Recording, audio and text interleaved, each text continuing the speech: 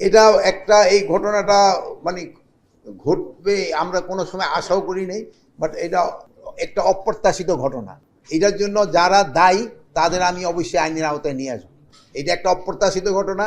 এই ঘটনাটা আমিও ওই আসার পরে জানতে পারছি, এবং এটার জন্য যারা দায়ী আমি তাদের আইনের আওতায় নিয়ে আসবো। এখন তদবিরবাজ বেড়ে গেছে, মানে আইন শৃঙ্খলার সাথে না, এটা আইন শৃঙ্খলা পরিস্থিতি উন্নতি, সাধারণ আইন শৃঙ্খলা উন্নতি হয়েছে, বা তদবিরবাজদের বাইরে গেছে। যদি আইন শৃঙ্খলা উন্নতি না হলে তো থানায় তারা তদবিরবাজরা যাইতে হবে, রাস্তাঘাটে তারা ধরা খাইতে।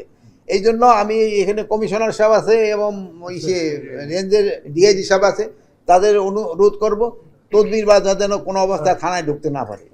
আর যদি ওইরকম তদবিরবাজ যা দোষী হয় তাদের সাথে সাথে আইনের আওতায় নিয়ে আসবে। কেউ আইনের ঊর্ধ্বে নাই, সবারই আইনের আওতায় আনার রয়ে গেছে। আর একটা জিনিস সবসময় বলবো, নির্দোষী যে সে যেন কোনো অবস্থায় শাস্তির আওতায় না আসে, আর দোষী যে সে যেন কোনো অবস্থায় ছাড়া না পায়, তাকে অবশ্যই শাস্তির আওতায় আসতে হবে।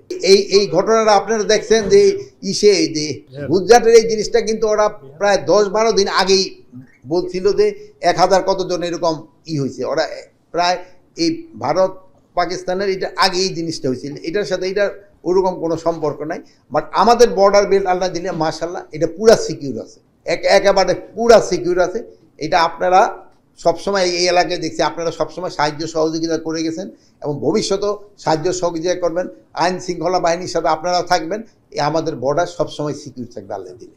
এখন আপনারা, আমরা বিপদে আছি, যদি মামলা না নেই আবার বলেন যে থানায় গেছি মামলা নেন নাই, জিডি করতে গেছি জিডি নেন নাই, আবার নিলে বলেন যে আমি অমুক একটা নিয়ে নিছেন।